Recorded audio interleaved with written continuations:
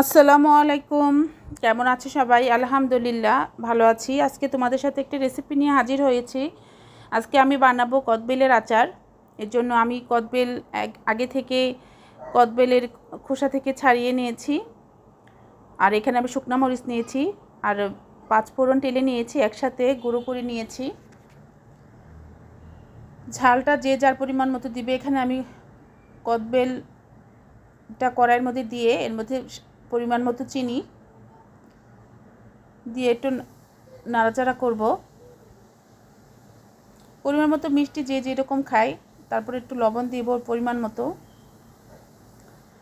ভালো ভালো করে কদবেলের সাথে চিনি আর লবণটা মিশে গেলে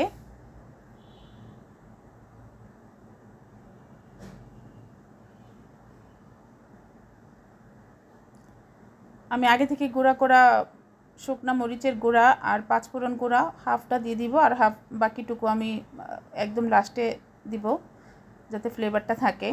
একটু ভালো করে মিশিয়ে নিব। দেখো আমার একদম আচারটা কিন্তু রেডি হয়ে গেছে প্রায়। আর একটু সময় কিছু রাখবো, তারপর একটু আমি বিট লবণ দিব। বিট লবণ দিয়ে বাকি মশলাটুকু দিয়ে দিয়েছি একদম লাস্ট পর্যায়ে। একটু নাড়াচাড়া করে আমি কদবেলের আচারটা নামিয়ে নিব। হয়ে গেছে আমার কদবেলের আচার। দারুণ স্বাদের কদবেলের আচার। সবাই কিন্তু বানিয়ে দেখবে। অসম্ভব মজার কদবেলের আচার।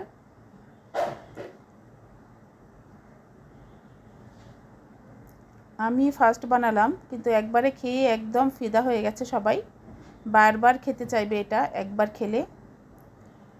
সবাইকে ধন্যবাদ এতক্ষণ আমার সাথে থাকার জন্য। আল্লাহ হাফেজ।